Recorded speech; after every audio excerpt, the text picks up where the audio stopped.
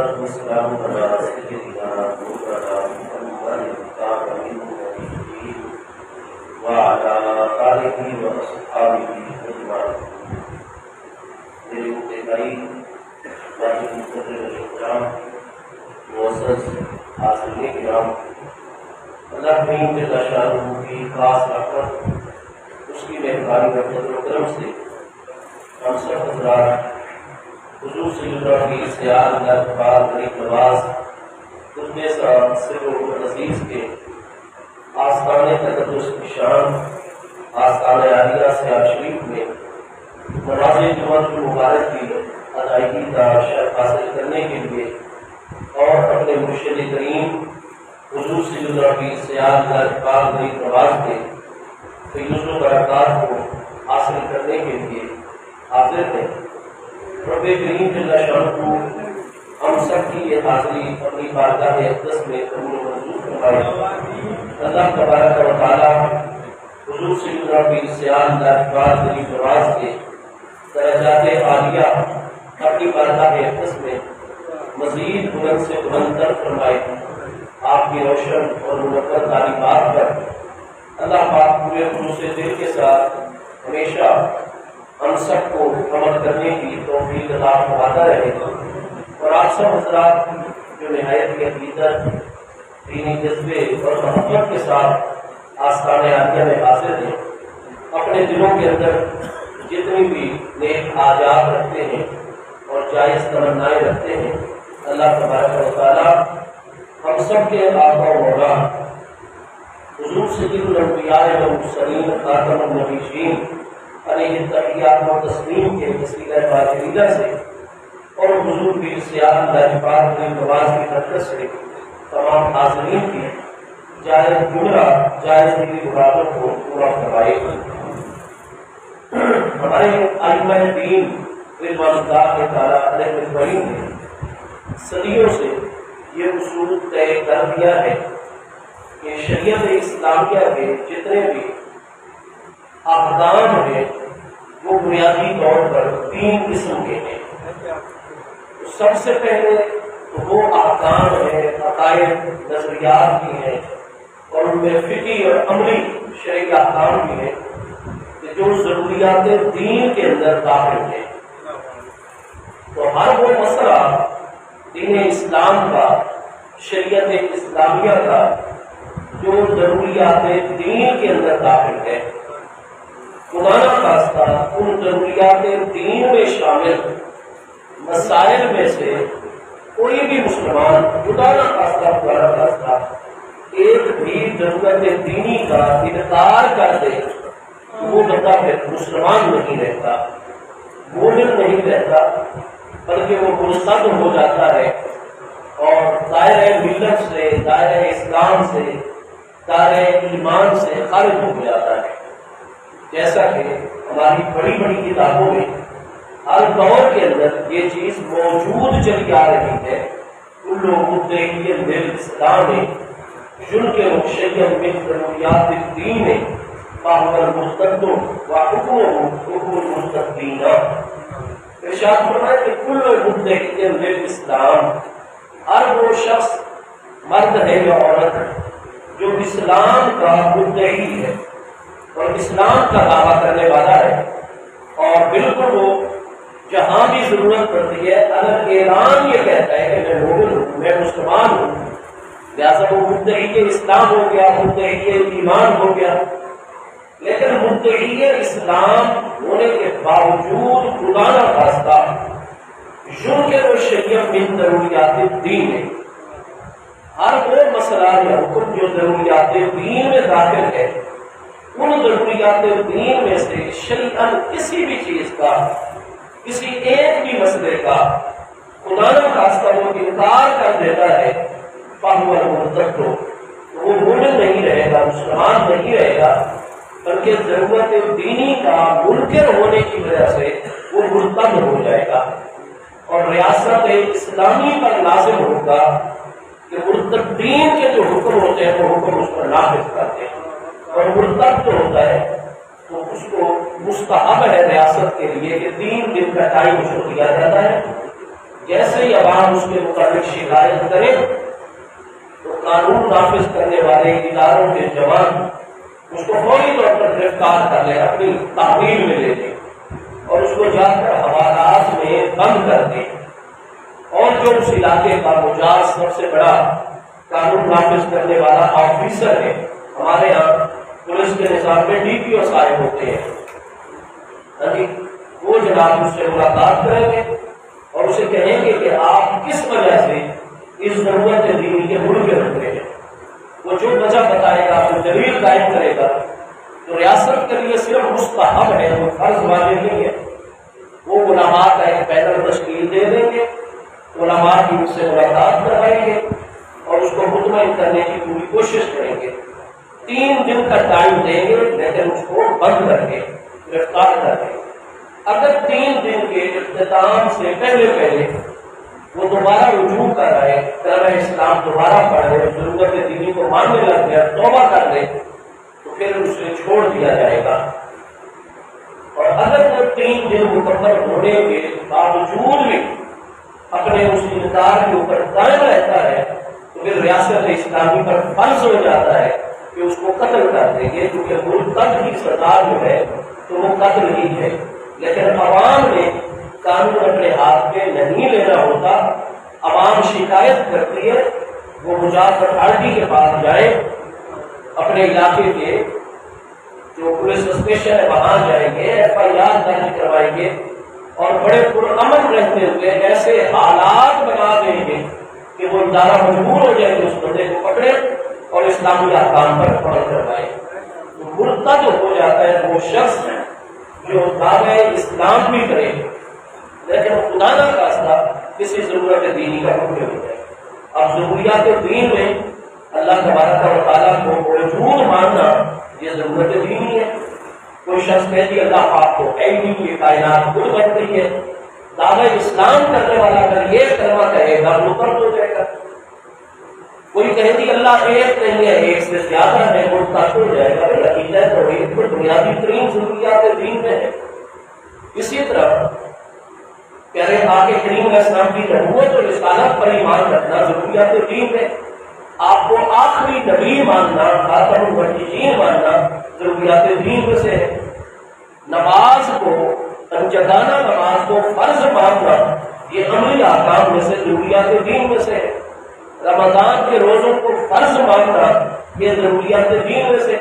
اگر ایک ہوش و حواس میں رہنے والا مسلمان کہہ دے نہیں جی نماز فرض نہیں ہے، بالکل عقل بھی اس کی ٹھیک کام کر رہی ہو اور بالکل نارمل حالت میں، اور پھر کہے گی نماز فرض نہیں ہے، تو یہ شخص ضرورت دینی کا مرتد ہوگا، مرتد ہو جائے گا۔ کوئی کہے گی رمضان کے روزے فرض نہیں ہے، تو بھائی قرآن پاک کی اتنی آیات آقا کریم علیہ السلام کی آئی اجماع امت، تو نتیجہ یہ ہے کہ رمضان کے روزوں کو فرض ماننا یہ ضروریات دین میں سے ہے۔ تو یہ چند مثالیں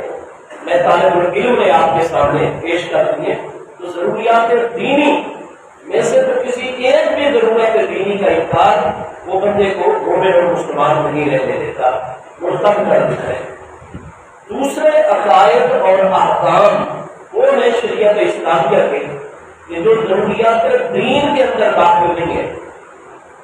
بلکہ ضروریات اہل سنت و جماعت میں داخل ہے۔ جب حضور سیدنا امیر المومنین مولا المسلمین امام الاولیاء سیدنا مولا مرتضی علی شیر خدا شاہ مشکل کشا کرم اللہ تعالیٰ وجہہ کریم کے دور خلافت مقدسہ میں خوارج کا فطرہ نکل آیا، روافض کا فطرہ نکل آیا۔ حضور مولا کائنات کو عبداللہ بن سبا اور اس کے 6 ساتھیوں نے الگ اعلان مصر میں کہنا شروع کر دیا کہ آپ اللہ ہیں،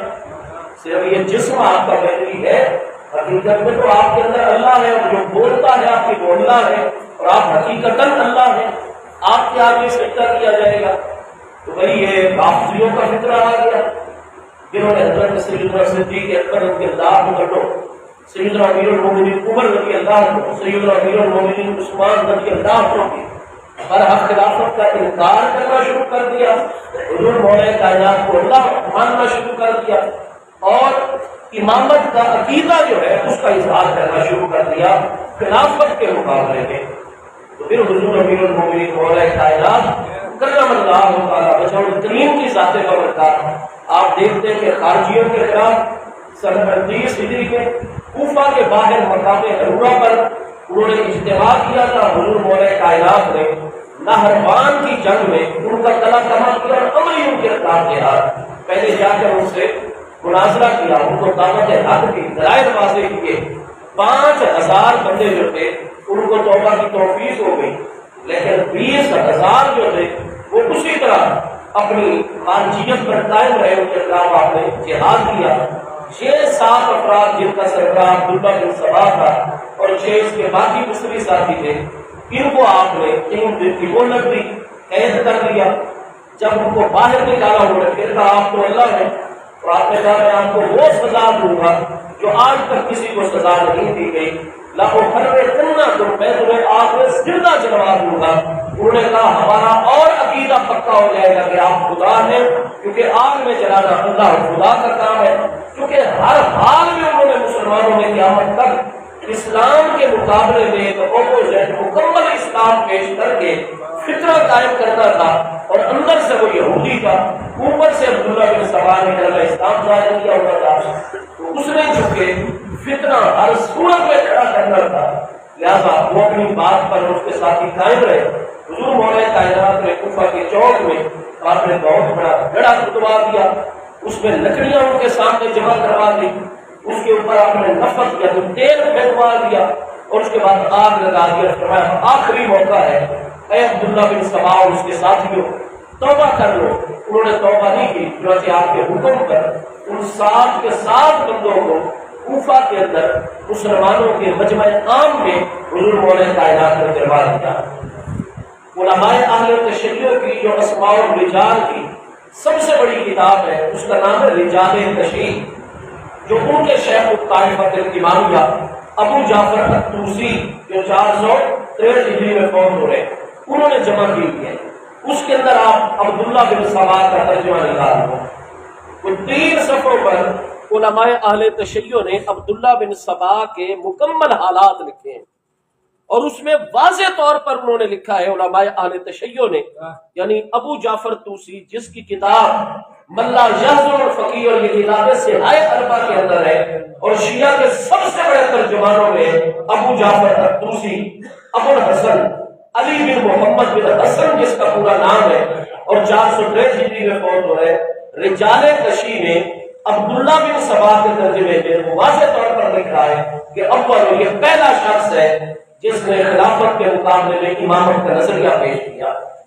جس نے کہا کہ حق حضور مولا کائنات کا تھا, لیکن سارے صحابہ کرام دین سے پھر کر انہوں نے حضرت ابوبکر صدیق کی بیعت کر لی. یہ جتنے بھی آج شیعہ کے عقائد ہیں, یہ عقائد کسی اہل بیت اطہار کی کریم ہستی کے نہیں تھے, یہ خود شیعہ عالم لکھ رہا ہے. کسی صحابی رضی اللہ عنہ کے یہ عقائد نہیں تھے. سب سے پہلے یہ عقیدے مسلمانوں میں داخل کرنے کی کوشش کی تو عبداللہ بن سبا اور اس کے ساتھیوں نے شروع کی. اس لیے اس نے آگے لکھا ہے وَلِهَٰذَا کہ اسی وجہ سے من خالف الشیعہ کہ جو علماء شیعہ کے مخالف ہیں وہ اسی وجہ سے کہتے ہیں کہ اول پہلا شخص کہ جس نے مسئلہ کے اہل تشیع کی بنیاد رکھی ہے وہ عبداللہ بن سبا ہے. اس کی بنیاد رکھنے والے کوئی اہل بیت اطہار نہیں ہے رضوان اللہ تعالیٰ اجمعین. اہل بیت اطہار تو ان لوگوں کو جلانے والے ہیں, ان لوگوں کو سزائیں دینے والے ہیں. آپ پھر آگے حضرت امام الائمہ سیدنا امام محمد الباقر رضی اللہ عنہ کے عقائد دیکھیے. اسی مقام پر آپ سیدنا امام الائمہ امام زین العابدین رضی اللہ عنہ کا فرمان گرامی 3 صحیح سندوں سے ابو جعفر طوسی رجال تشیع میں پیش کر رہا ہے کہ سیدنا امام الائمہ امام زین العابدین رضی اللہ عنہ نے فرمایا لعن اللہ تعالی, اللہ تعالی لعنت فرمائے ان رافضی لوگوں پر جنہوں نے ہمارے دین میں فتنے کی بنیاد رکھ دی ہے اور کہتے ہیں کہ ہمارے دادا جان امیر المومنین مولا کائنات اللہ تھے. فرمایا نہیں, اللہ وہ ایک ذات بابرکات ہے بلکہ عبد طاع حضرت مولا مرتضیٰ اللہ کے سب سے بڑے اطاعت گزار بندوں میں شامل تھے. فرمایا ہم نے دیکھا ہمارے دادا جان کس کے آگے قیام کرتے تھے, کس کے آگے رکوع کرتے تھے, کس کے آگے سجدہ کرتے تھے؟ اللہ کے آگے. جو اللہ ہو وہ بھی بھلا کسی کے آگے جھکے گا؟ اللہ تعالیٰ بھی کسی کے آگے سجدہ کرے گا؟ تو آپ لعنتیں فرماتے تھے ایسے لوگوں پر جنہوں نے امت کے اندر فتنہ ڈالا. اور آج آپ دیکھتے ہیں کہ کلمے کے مقابلے میں کلمہ، وضو کے مقابلے میں وضو، اذان کے مقابلے میں اذان، نماز کے مقابلے میں نماز، زکات کے مقابلے میں خمس. آپ کوئی ایک اسلام کا جو جمہور امت کا طریقہ آ رہا ہو کسی معاملے میں ان کے ساتھ شامل نہیں ہوں گے. کتابیں الگ، اصول الگ. تو الگ الگ حضور امیر المومنین، مومن المسلمین، امام الاولیاء سیدنا مولانا مرتضیٰ شیر خدا جب انہوں نے یہ بھی دعویٰ کیا کہ حضور مولانا مرتضیٰ نبی پاک علیہ السلام کے پہلے خلیفہ ہے، تو آپ علماء اہل تشیع یعنی ہماری کتابوں میں تو یہ مضمون موجود ہے، لیکن علماء اہل تشیع میں مناقب لکھنے والوں میں، سیرت نگاروں میں علامہ علی بن ابی طالب ابن شہر عاشور، کتنا بڑا درجہ ہے علماء سیرت میں، علماء اہل تشیع میں.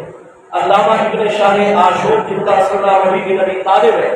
ان کی کتاب ہے مناقب امیر المومنین علی بن ابی طالب. اس کتاب المناقب کی پہلی جلد میں صحیح سند کے ساتھ حضور مولانا مرتضیٰ کا یہ فرمان علماء اہل تشیع نقل کر رہے ہیں کہ ملم یقل انی رافع الخلفاء فعلیہ لعنۃ اللہ. حضور مولانا مرتضیٰ نے اپنے زمانہ اقدس میں یہ واضح فرما دیا کہ جو مجھے چوتھا خلیفہ نہ کہے گا بلکہ پہلا نبی پاک علیہ السلام کا خلیفہ کہے گا، اس پر اللہ کی ہمیشہ لعنت برستی رہے گی. آپ نے فرمایا انی رافع الخلفاء، میں پہلا خلیفہ نہیں ہوں نبی پاک علیہ السلام کا. پہلے خلیفہ امیر المومنین حضرت ابوبکر صدیق ہے، دوسرے خلیفہ حضرت امیر المومنین عمر فاروق اعظم ہے، تیسرے خلیفہ حضرت امیر المومنین عثمان ذوالنورین ہے رضی اللہ تعالیٰ عنہ اجمعین.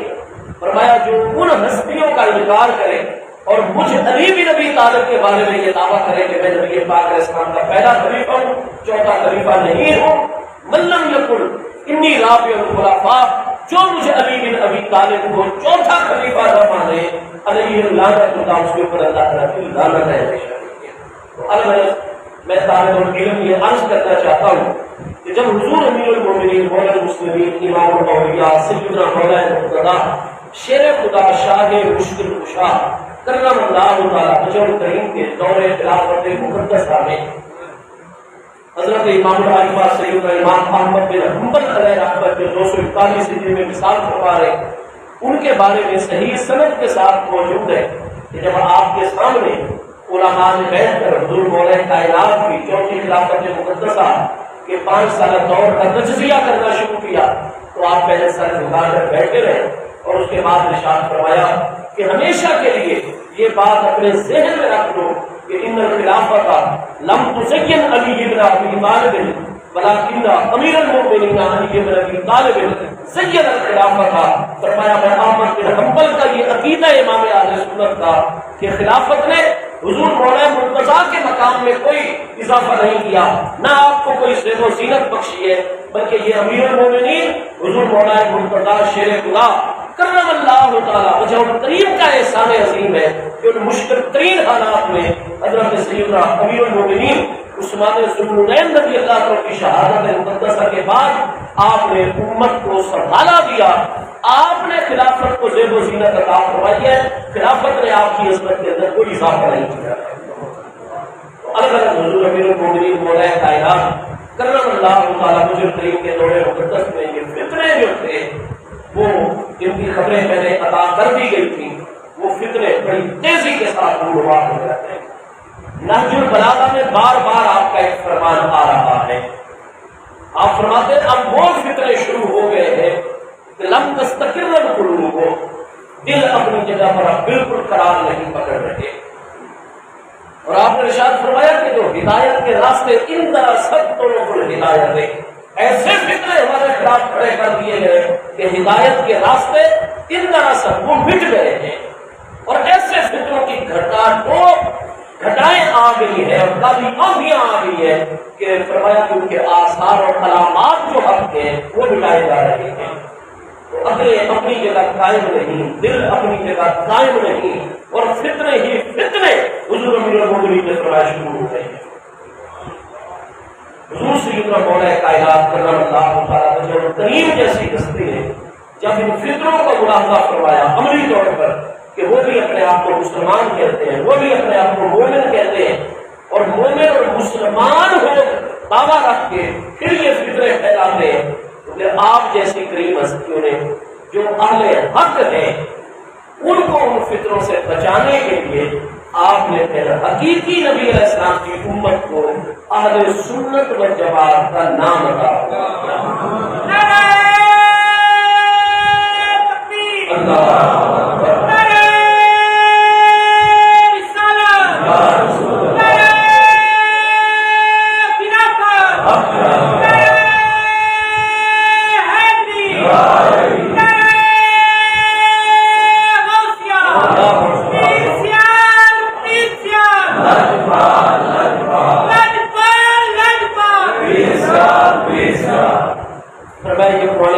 نئی نئی تعبیریں کر رہے ہیں، نئے نئے مطلب اور معانی واضح کر رہے ہیں، تو فرمایا ہم یہ جو قرآن پاک کی آیات پڑھ کر اس کے غلط مطلب اور انپڑھ لوگوں کے اندر دور دراز کے دیہاتی علاقوں میں جا کر قرآن پاک پڑھ کے فتنے کھڑے کر رہے ہیں، تو آپ نے ارشاد فرمایا کہ ہم قرآن پاک کی آیات کی وہ تفسیر کرتے ہیں جو ہمیں صاحب قرآن مصطفیٰ علیہ السلام نے بیان کرتے ہیں، اور ان سارے فکروں کے مقابلے میں ہم یہ دیکھتے ہیں کہ محبوب کریم علیہ السلام کا عمل مبارک کیا ہے، پیارے آقا کریم علیہ السلام کا طریقہ کار اور سنت اور سیرت طریقہ کیا ہے، تو ہم اس پیارے سے صحابہ کرام کو حاضرین و انصار رضوان اللہ تعالیٰ علیہ اجمعین کے جو بیان کرتا معانی اور مطالب ہے آیات قرآن کی جو تفسیر انہوں نے بیان کر رکھے، جو عقیدہ ان کا ہے پوری جماعت کا اہل بیت اطہار سے صحابہ کرام کی جماعت کا، کیونکہ نبی علیہ السلام نے فرمایا تھا میری امت میں 73 فرقے ہو جائیں گے، صرف ایک قیامت والے دن پہلی مرتبہ فی اول والا دن، جس کو میاں والی کس طرح کی میں کہتے ہیں پہلی سلٹے وہ جنت میں داخل ہوں گے، وہ ایک ہی جماعت ہوگی، اور وہ جماعت کون سی ہوگی؟ ما انا علیہ و صحابی، جس طریقے پر میں اللہ کا محبوب ہوں اور میرے پیارے صحابہ کرام ہیں۔ تو فرمایا نبی علیہ السلام کی سیرت و سنت اور آپ کے پیارے اہل بیت اطہار اور صحابہ کرام کی جماعت یہ حق والے ہیں، جو نبی علیہ السلام کی سیرت و سنت سے منحرف ہوتا ہے، جو آپ کے پیارے اہل بیت اطہار اور صحابہ کرام کے طریقے سے ہٹتا ہے، فرمایا وہ صحیح مومن نہیں ہوتا، وہ فطرت گر ہوتا ہے۔ لہذا ہم ہیں مومن اور مسلمان، لیکن جب کوئی فتنہ گر ہمارے سامنے اسلام کا اظہار کرے تو ہم پھر اپنے آپ کو فطروں کے مقابلے میں اہل سنت و جماعت قرار کیا کرتے ہیں کہ ہم سنت والے اور جماعت والے مسلمان ہیں۔ میرے دوستوں، پھر اس وقت سے ضروریات اہل سنت بھی تشکیل پانے لگتے ہیں۔ خلفائے راشدین رضوان اللہ تعالیٰ اجمعین کی خلافت کو برحق ماننا یہ ضروریات اہل سنت و جماعت میں سے ہے۔ اسی طرح بہت سارے عقائد اور بہت سارے معمولات وہ ضروریات اہل سنت ہیں، تو جو مسائل تو ضروریات دین میں ہیں ان میں سے کسی کا انکار بندے کو مرتد کر دیتا ہے۔ دوسرے درجے کے وہ مسائل اور عقائد ہیں جو ضروریات دین میں تو داخل نہیں ہے لیکن ضروریات اہل سنت و جماعت میں داخل ہے۔ حضرات اہل بیت اطہار رضوان اللہ تعالیٰ اجمعین اور حضرات صحابہ کرام مہاجرین و انصار رضوان اللہ تعالیٰ علیہ اجمعین کے عقائد اور ان کے معمولات کے حوالے سے وہ ضروریات کے اندر داخل ہے، تو ان کو کہا جاتا ہے ضروریات اہل سنت و جماعت۔ تو جو شخص اسلام کا دعویٰ کرے اور ضروریات اہل سنت میں سے کسی ایک بھی ضرورت کا انکار کر دے، وہ پھر مومن تو رہتا ہے، مسلمان تو رہتا ہے، لیکن وہ اہل حق نہیں رہتا، سنی مسلمان نہیں رہتا، وہ ضال اور مضل گمراہ قرار پاتا ہے اور گمراہ کرنے والا قرار پاتا ہے۔ جو مسائل جو احکام ضروریات اہل سنت میں داخل ہیں، آج کل قرب قیامت ہے، فتنے عام ہو گئے ہیں،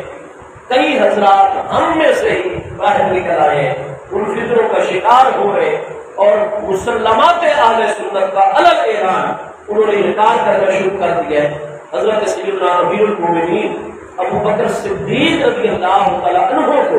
تمام انبیاء اور رسول علیہ السلام کے بعد تمام انسانیت کے اندر افضل ترین ہستی ماننا، یہ عقائد میں ضروریات اہل سنت و جماعت میں شامل ہے۔ آج کل کئی ہمارے فاضل اہل سنت و جماعت کہلاتے ہیں، ہمیں پتہ ہے ان کے والدین اہل سنت ہے، ان کے مشائخ نظام اہل سنت ہے، ان کے اساتذہ کرام اہل سنت و جماعت ہے، اولیاء اللہ کاملین کے طریقے کے اوپر ہے، جمہور امت کے ساتھ وابستہ ہے، لیکن انہوں نے آج کل پسو پیش شروع کر دیے اور سیدنا صدیق اکبر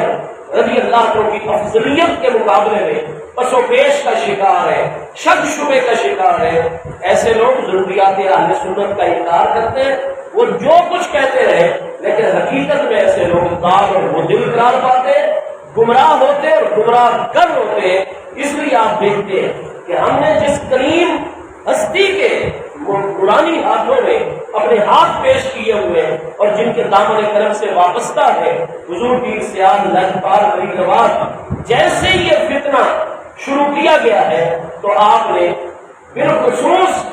آپ دیکھتے ہیں کہ آستانہ مقدسہ پر یہ عبارت تندہ کروا دی ہے کہ انا خیر الامت بعد نبیھا ابو بکر ثم عمر ثم عثمان ثم علی رضی اللہ عنہ، کہ انبیاء و رسول کے بعد افضل ترین ہستی ہے تو پہلے نمبر پر حضرت سیدنا امیر المومنین ابو بکر صدیق رضی اللہ عنہ کی ذات بابرکات ہے، پھر سیدنا عمر فاروق اعظم رضی اللہ عنہ کی ذات بابرکات ہے، پھر سیدنا امیر المومنین عثمان ذوالنورین رضی اللہ عنہ کی ذات بابرکات ہے، اور پھر ہمارے پیران پیر شیخ المشائخ استاد الکل صدر الافاضل امیر المومنین باب مدینہ العلم والحکمت سیدنا مولانا مرتضیٰ شیخ خدا کرم اللہ تعالی وجہ کریم کی ذات بابرکات ہے۔ تو آپ نے یہ اتنی اہمیت اس مسئلے کو کیوں دی؟ کیونکہ یہ بہت ساری گمراہیوں کی بنیاد تھا، حضرت صدیق اکبر کی افضلیت کا انکار کرنا، اور حضور پیر سیال یہ نہیں دیکھتے کہ لوگ کیا کہیں گے، وہ یہ دیکھتے ہیں کہ اللہ اور اس کے پیارے رسول علیہ السلام کی تعلیم۔ یہ جو امت مسلمہ 2.25 ارب کی آبادی میں کتنے لاکھوں مسلمان جو روئے زمین پر حضور پیر سیال لاجپال غریب نواز کے دامن فیض سے وابستہ ہے، ان سب کے بارے میں جواب دہی تو حضور پیر سیال نے دینی ہے۔ حضور پیر سیال نے اپنا فریضہ ادا کیا، ذمہ داری کا مظاہرہ فرمایا اور فرمایا کہ جو آستانہ عالیہ سیال شریف سے وابستہ ہے اس مسلمان کے عقیدے میں بال کی نوک کے برابر بھی کمزوری نہیں ہونی چاہیے۔ ہم علل اعلان انبیاء اور رسل کے بعد سب سے افضل ہستی مانتے ہیں تو امیر المومنین سیدنا صدیق اکبر رضی اللہ عنہ۔ الغرض تیسری قسم کے وہ مسائل ہیں جو خود اہل سنت و جماعت کے اندر قرون اولا سے ہی اختلاف چلے آ رہے ہیں، اور یہی آج کی ہماری گفتگو کا موضوع ہے، حضور پیر سیال لاجپال غریب نواز کے مبارک قدموں میں اور آپ کے آستانہ عالی نشان کے اوپر۔ پہلے مسائل ضروریات دین میں، دوسرے ضروریات اہل سنت میں، اور تیسری قسم کے مسائل وہ ہیں جو خود جمہور اہل اسلام، اہل حق، اہل سنت و جماعت کے درمیان ہی شروع سے دور اہل بیت اطہار، دور صحابہ کرام سے، دور تابعین سے، دور تبع تابعین سے اختلافی چلے آ رہے ہیں۔ تو ہر وہ مسئلہ جس پر اہل سنت و جماعت میں شروع سے ایک سے زیادہ قول آ رہے ہیں، ایک سے زیادہ رائے آ رہی ہے، آپ جو بھی صاحب تحقیق ہے، صاحب علم و دانش ہے، وہ پوری تحقیق کرتا ہے اور اہل سنت کے اختلافی مسائل میں وہ جس بھی مسئلے پر اہل سنت کے دائرے کے اندر جتنے اقوال آئیں گے وہ ان اقوال میں سے کسی ایک بھی قول کو مختار قرار دے دیتا ہے، ترجیح اس کے سامنے اس قول کو مل جاتی ہے اور وہ اس قول پر عمل کر لیتا ہے اور باقی قول کو چھوڑ دیتا ہے، تو وہ نہ گمراہ ہوتا ہے نہ وہ گناہ گار ہوتا ہے، کیونکہ وہ اہل سنت و جماعت ہی رہتا ہے، کیونکہ وہ ضروریات دین کو بھی مان رہا ہے، مومن اور مسلمان ہے، وہ ضروریات اہل سنت کو بھی مان رہا ہے، وہ اہل حق ہے الحمدللہ، اور جس مسئلے میں وہ اس نے ایک اختلافی رائے کو ممتاز قرار دے دیا، مختار قرار دے دیا، اس پر عمل کرنے لگ گیا، اسی کو اپنا عقیدہ بنا دیا، تو چونکہ وہ اہل سنت کے اختلافی اقوال میں سے ایک قول پر چل رہا ہے، لہذا ہماری ساری کتابوں میں ہے کہ نہ اس کی طرف تفسیر کی نسبت کی جا سکتی ہے، نہ تدلیل کی نسبت کی جا سکتی ہے، نہ اسے گمراہ کہا جا سکتا ہے، بلکہ وہ اول سے لے کر آخر تک صحیح سچا اہل حق ہے اور سچا مومن اور مسلمان ہے، اور نہ ہی اس کی طرف تفسیر یعنی اس کو گناہ گار بھی نہیں قرار دیا جا سکتا، کیونکہ مسئلہ تو شروع سے جمہور کے اندر اختلافی چلا رہا ہے۔ ان مسائل میں سے ایک مسئلہ ہے حضرت ابو طالب کے ایمان کا مسئلہ، یہ اختلافی ایک سے زیادہ 3 مذہب ہے اس پر اہل سنت و جماعت ہے۔ ایک جماعت ہے آپ کو الگ اعلان مومن قرار دینے والی، جن میں حضور پیر سیاہ نجفان، سیدنا شیخ الاسلام ابن مسلمین، حضور سیدنا خواجہ محمد تقی الدین سیاسی صاحب غریب نواز رضی اللہ عنہ کی ذات بابرکات ہے، آپ الگ اعلان حضرت ابو طالب کے ایمان کے قائل ہیں۔ شروع سے یہ جماعت آ رہی ہے ہمارے اندر، ایک توقف کرتی ہے جماعت، وہ کہتے ہیں ہم آپ کا نام اس میں گرامی جب بھی لیں گے ادب سے لیں گے، آپ کی خدمات کا ذکر کریں گے، اور جب آپ کے کلمہ پڑھنے نہ پڑھنے کی بات آئے گی تو ہم خاموش ہو جائیں گے، اور یہ معاملہ قیامت کے دن تک کے لیے اللہ کی بارگاہ کے سپرد کر دیں گے۔ قیامت والے دن مسئلہ سامنے آ جائے گا۔ یہ توقف اختیار کرنا احتیاط کے طور پر، یہ بھی اہل سنت و جماعت کی ایک جماعت کا شروع سے قرون سے نظر آ رہا ہے۔ اور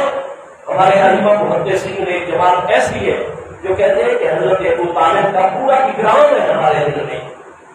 آپ سے عقیدت ہے، لیکن جن اصولوں پر ثابت ہونا چاہیے وہ اصول سے کے ساتھ ہم تک نہیں پہنچ پائے، لہٰذا وہ آپ کے عدم ایمان کے قائل ہیں۔ تو یہ 3 قول ہم اہل سنت و جماعت میں سے آج جو بھی صاحب علم و دانش ان 3 اقوال میں سے کوئی ایک بھی اختیار کر لیتا ہے وہ اہل سنت و جماعت ہی رہتا ہے، اہل حق ہی رہتا ہے، نہ گنہگار ہوتا ہے نہ وہ گمراہ قرار پاتا ہے۔ سیاہ خطاب کا مسئلہ حضرات اہل بیت اطہار رضوان اللہ تعالیٰ علیہ اجمعین، حضرات صحابہ کرام رضوان اللہ تعالیٰ علیہ اجمعین کی صاحب علم و اجتہاد ہستیوں کے درمیان شروع سے اختلاف کیا آ رہا ہے۔ کوئی احتیاط کرے اور سیاہ خطاب نہ لگائے اپنے بالوں پر تو یہ اس کے لیے مستحب بات ہے، پسندیدہ ہے، کیونکہ اختلاف میں سے نکل رہا ہے۔ لیکن ہر وہ مسلمان عالم ہو یا غیر عالم جو اپنے سر کے بالوں کو سیاہ خطاب لگاتا ہے، اپنی داڑھی مونچھوں ہمیں بالکل چمکتے ہوئے سیاہ کالے رنگ کا خطاب لگاتا ہے، کیونکہ یہ مذہب بھی اہل سنت میں موجود ہے۔ اللہ تعالی بیت اطہار صحابہ کرام حضرت امام حسین رضی اللہ عنہ سخت قسم کا سیاہ خطاب استعمال فرماتے تھے، سیدنا امیر المومنین عثمان ذوالنورین رضی اللہ عنہ سخت قسم کا شدید السواد جو بڑا ہی سخت سیاہ خطاب ہوتا تھا، 84 سال کی عمر مبارک میں آپ کی شہادت ہے، آپ خطاب لگاتے تھے۔ جلیل القدر فقیہ عالم صحابی سیدنا ابو بکر نفیع ابن حارث رضی اللہ کو سخت قسم کا سیاہ خطاب لگاتے۔ جی بھائی گزارش یہ ہے، ابن شہاب زہری علیہ رحمہ، محمد بن مسلم جو 124 میں تابعین فوت ہوئے، اس طرح پورے اہل بیت اطہار صحابہ کرام کی ایک پوری فہرست ہے، تابعین کی پوری فہرست ہے، تبع تابعین کی پوری فہرست ہے، اور حضور سیدنا شیخ الاسلام غریب نواز بھی سیاہ خطاب کو جائز قرار دیتے ہیں۔ تو گزارش یہ دونوں قول موجود ہے، لہذا آپ جس پر بھی عمل کر لیں گے نہ آپ گناہ گار ہیں نہ آپ گمراہ ہیں، آپ بالکل اہل حق ہیں رحمۃ اللہ تعالیٰ۔ سما بالمزامیر کا مسئلہ ہے، قوالی کا مسئلہ ہمارے کئی علماء کو کہا کہ نزدیک جائز نہیں ہے، اور ہمارے چشتی مشائخ اور بڑے بڑے فقہاء کے نزدیک جائز ہے،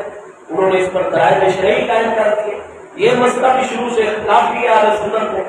آپ جو ذوق رکھتے ہیں، جس پیر کامل کی آپ ہاتھ میں ہاتھ دیا ہوا ہے، انہوں نے جو شرائط بیان کروا دی ہیں ان شرائط کا لحاظ کرتے ہوئے آپ سماعت کی محفل میں شریک ہوتے ہیں یا منعقد کرتے ہیں، آپ نہ گناہ گار ہیں نہ آپ گمراہ ہیں، آپ اہل حق ہیں، مومن مسلمان اہل سنت و جماعت ہیں۔ تو الحمد میں کتنے مسائل کی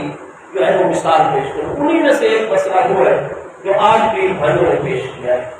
کہ ہمارے فاضل عزیز ہیں اور ان کا بیان ریکارڈ چل رہا ہے، اعلیٰ حضرت امام اہل سنت امام احمد رضا خان فاضل محدث بریلوی قدس سر العزیز کے حوالے سے اس کی عدالت نے ان کو طلب کیا کہ یہ جو خطیب کے سامنے خطبے سے پہلے اذان ثانی جو جمعے کی ہے تو یہ مسجد کے اندر خطیب کے بالکل سامنے ہونی چاہیے. اس پر ہم اہل سنت و جماعت فقہائے احناف کے دونوں مذہب آ رہے ہیں. آقا کریم علیہ السلام کے زمانے اقدس میں صرف ایک ہی اذان تھی جمعے کی. حضرت سیدنا صدیق اکبر رضی اللہ عنہ کے تقریباً 25 سنہ ہجری میں امیر المومنین سیدنا عثمان ذو النورین رضی اللہ عنہ کو تمام اہل علم پیارے اہل بیت اطہار پیارے صحابہ کرام جن میں حضور مولا کائنات بھی موجود ہے سب نے یہی مشورہ کیا. دو پہلو آذان جو ہے اس کے دو پہلو ہیں. پہلا پہلو ہے الاذان الاعلان. آذان کا معنی ہے اعلان کرنا کہ بھائی نماز کا ٹائم ہو گیا لہذا سارے مسلمان اپنی مصروفیات کو چھوڑے باوضو طہارت کر فوراً اللہ کے گھر میں باجماعت نماز پڑھنے کے لیے آ جائیں. تو آزان ایک تو اس کا معنی ہوتا ہے اعلان انسان یعنی لوگوں کو باقاعدہ بلانا دعوت دینا. دوسرا آزان کا پہلو ہے الانصات خاموش کروا دینا لوگوں کو. جمعے کے دن یہ ہوتا تھا مسلم شریف تمام کتب حدیث سے ثابت ہے کہ جمعہ تو ہر جگہ ہوتا نہیں تھا.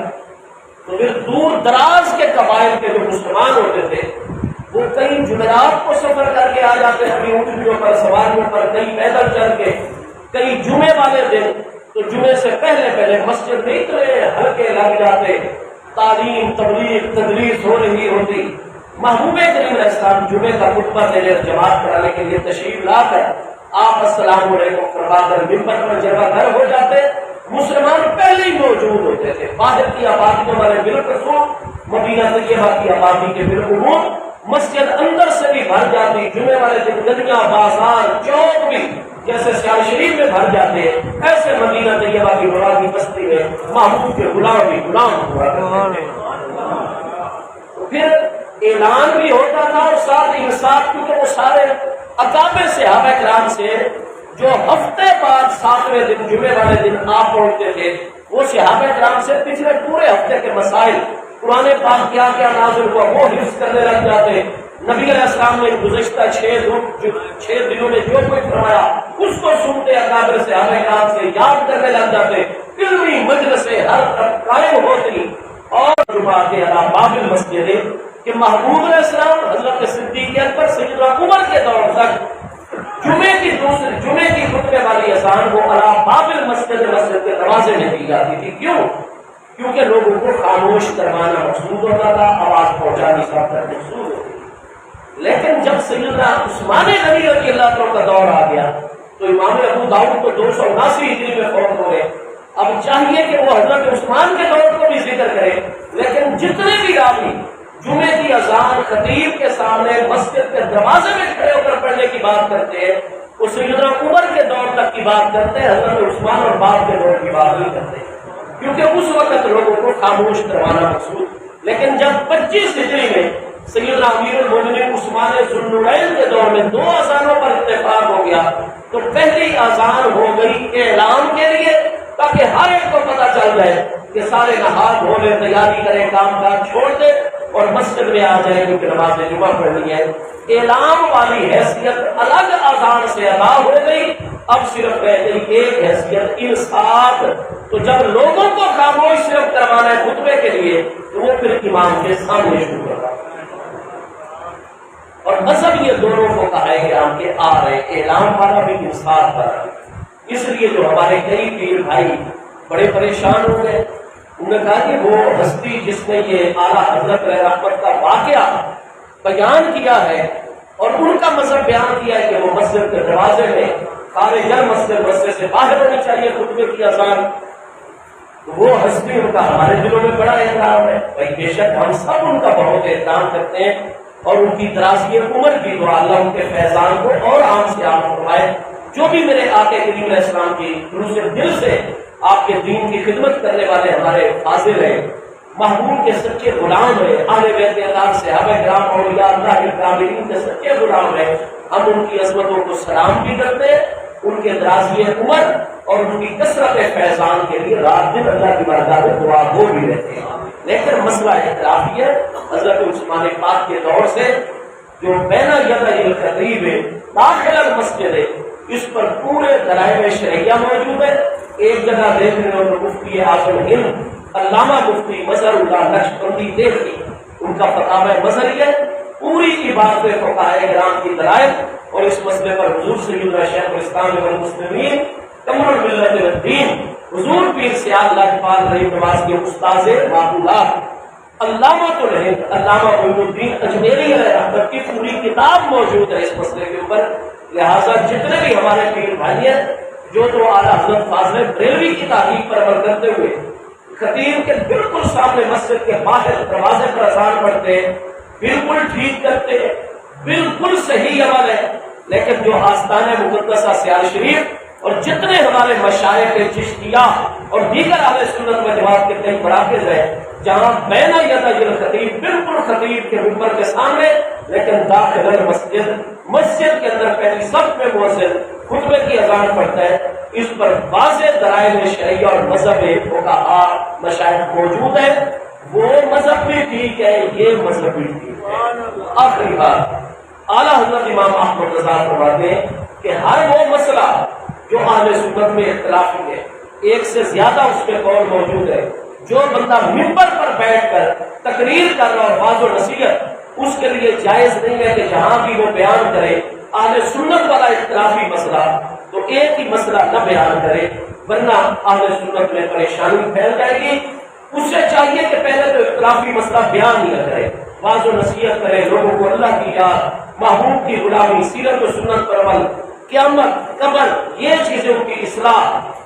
زکات، صدقات، فرائض، واجبات، سنت کی طرف متوجہ کرے۔ لیکن اگر اس سے کوئی برسر پر مسئلہ پوچھے اور وہ مسئلہ اہل سنت میں اختلافی ہو تو ایک پہلو کبھی بھی بیان نہ کرے، سارے اقوال اور مذاہب بیان کر کے بتلا دے بھائی یہ ساری باتیں موجود ہیں، آپ کا جس پر زیادہ دل مطمئن ہوتا ہے آپ اسی صورت کو اختیار کریں۔ اس لیے ہمارے پیر بھائی بالکل پریشان نہ ہو، وہ طریقہ بھی ٹھیک ہے، لیکن ہمارے مشائخ اعظام کے نزدیک کہ امام کے سامنے مسجد کے اندر جو خطبے کی اذان ہے انشاءاللہ اس میں زیادہ اجر و ثواب بھی ہے، اور سیدنا عثمان کے دور سے بھی پورا مذہب موجود ہے۔ اللہ پاک ہمیں ہر پریشانی سے محفوظ رکھے۔ بڑی خوشی ہوتی ہے آپ جب اس طرح کے مسئلے دریافت کرتے ہیں اور متوجہ کرتے ہیں۔ اللہ سب کو عمل کی توفیق عطا فرمائے۔ حضور پیر سیال کا فیضان اللہ پاک ہم سب کو عطا فرمائے۔